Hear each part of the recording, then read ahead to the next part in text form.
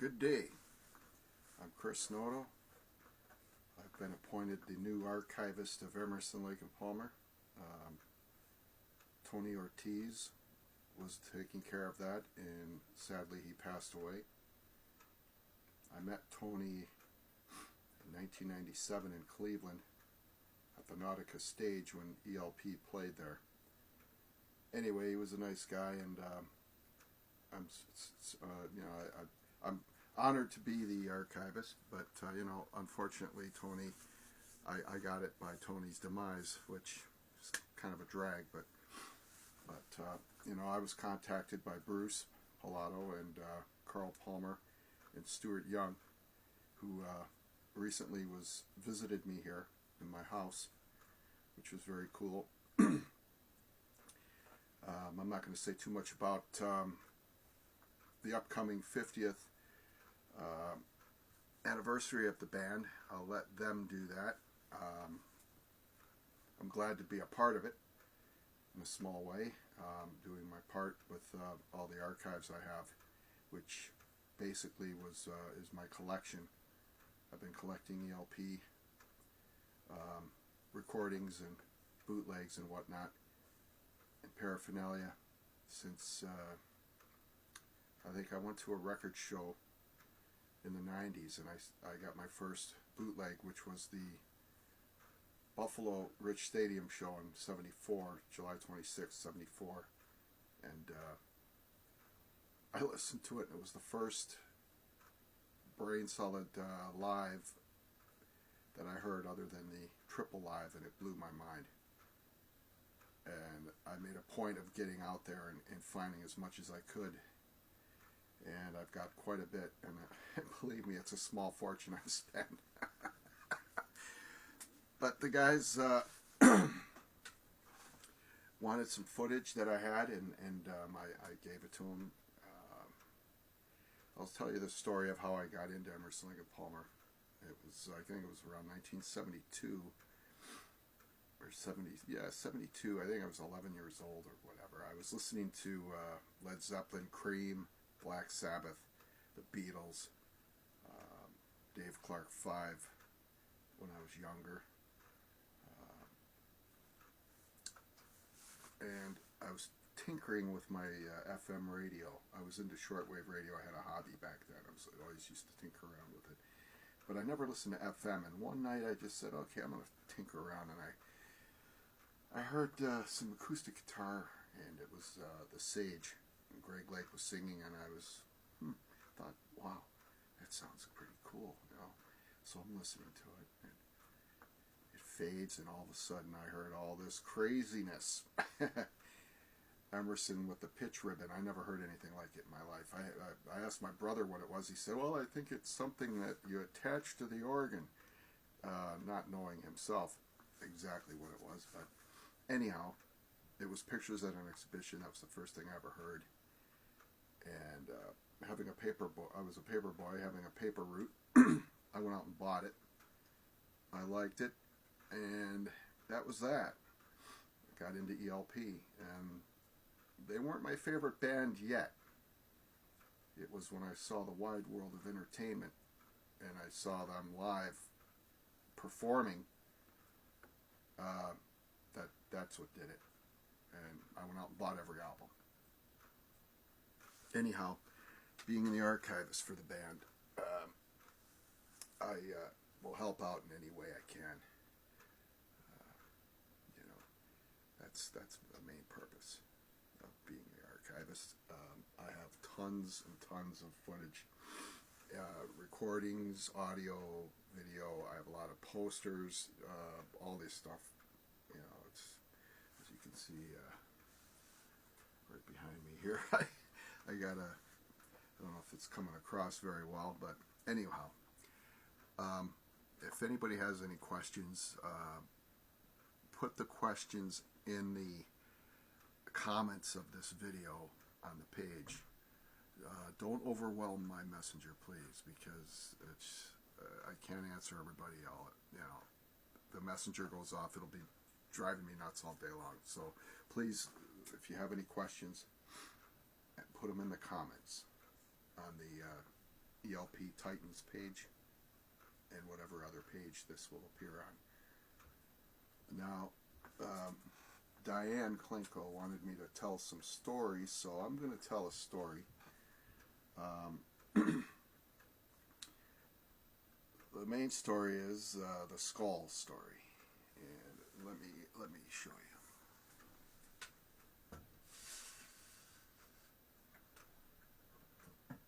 Okay, and it glows in the dark, by the way.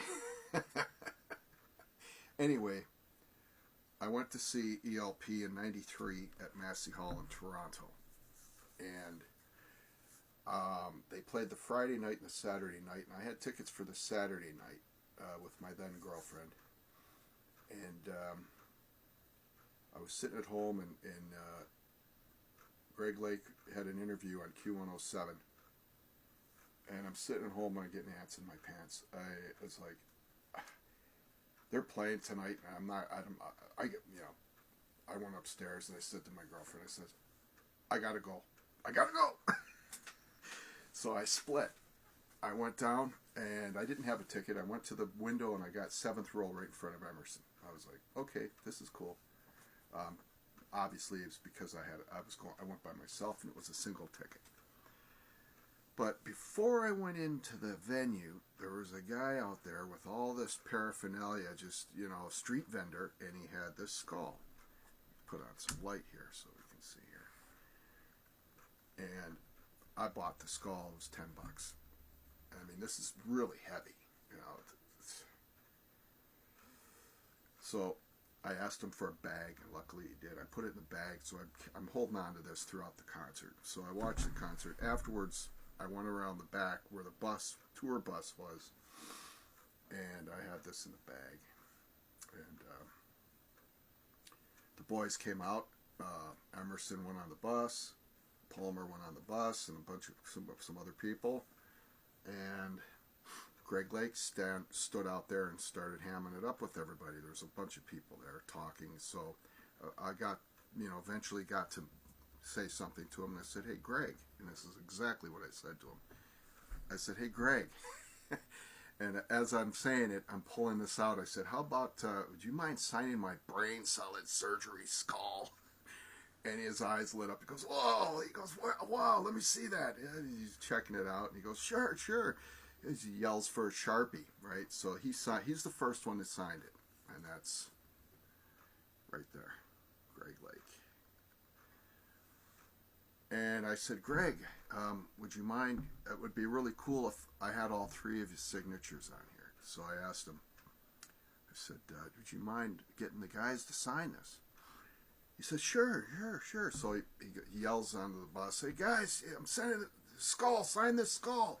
So the skull goes on the bus, and Greg's still here talking for a bit. And he's finished. He gets on the bus, the door shuts, the bus starts to drive off. So I'm like, what?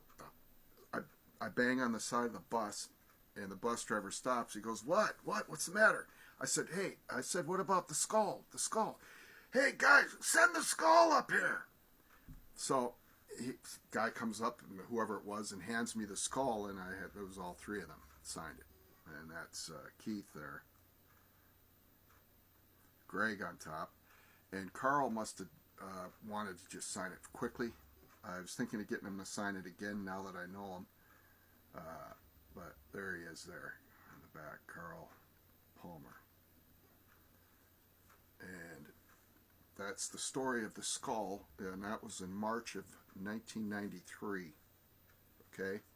Put this back.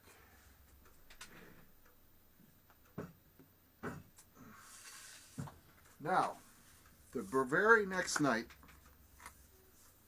my brother Andrew, I guess he's feeling a little, as the Italians say, the lamoco. He needed to top this, because we're brothers. We're always trying to outdo each other, right? So I won't get to the bottom of how it happened, but he ended up with backstage passes. He buys the skull, gets backstage, and pulls out the skull.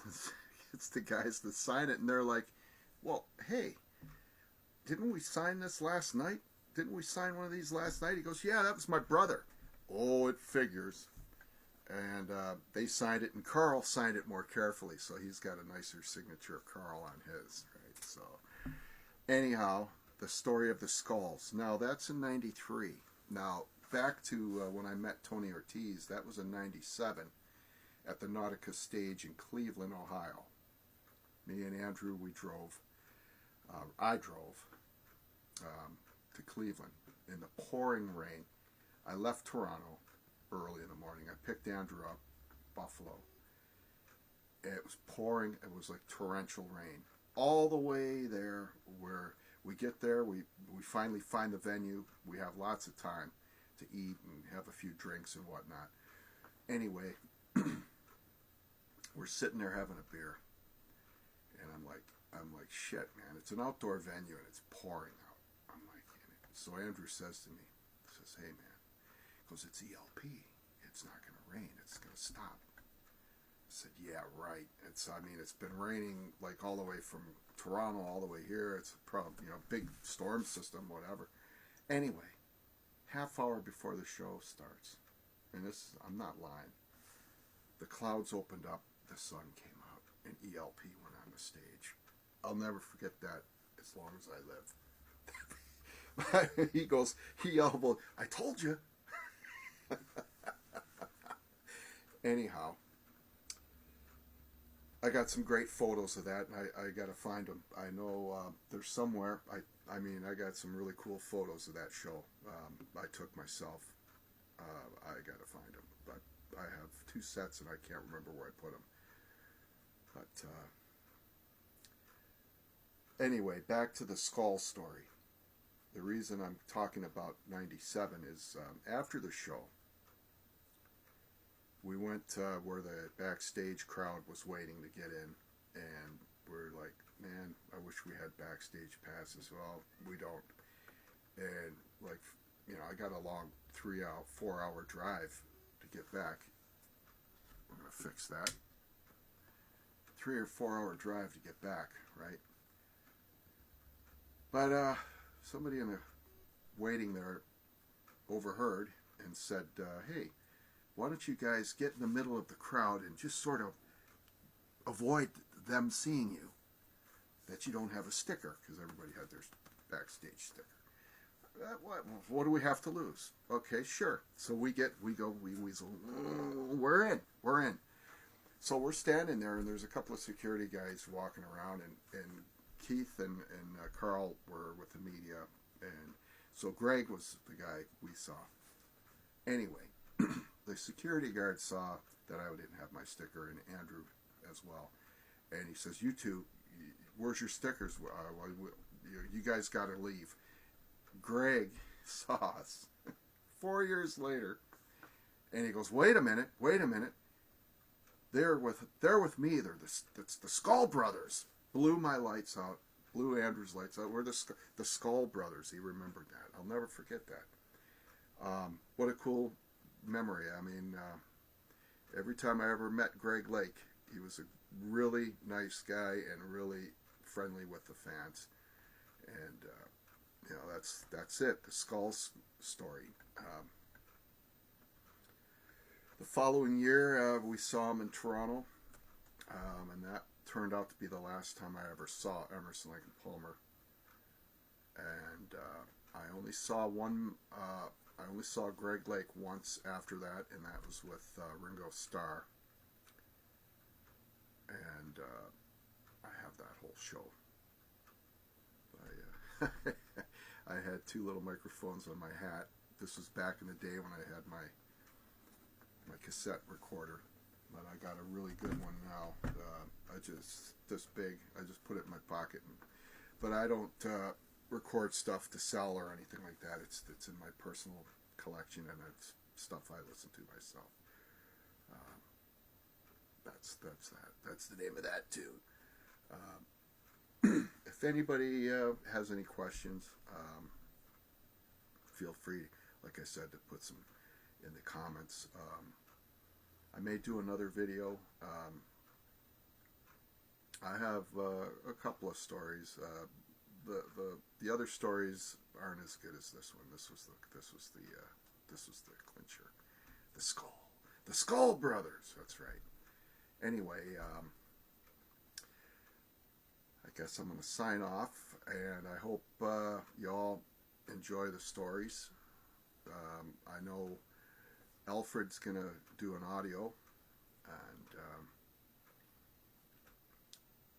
I may do this again in a month or two. I'm very busy doing my Dark Universe project, which is in dedication to Keith and Greg and Chris Squire and John Wetton, Alan Holdsworth, Frank Zappa. Those are my main guys that have passed on. I know Keith Emerson was a big Zappa fan. He really liked Frank Zappa's music. So here's to all the ELP fans. I don't have a beer today. I'm just drinking water.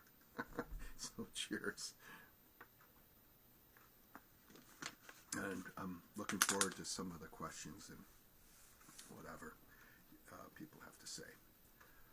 Peace out, and prog on, and go and see Carl Palmer's ELP Legacy. They will be touring with Yes this summer, as well as Asia and John Lodge from the Moody Blues. All right, peace out, take care, and I shall see you out there. Out there.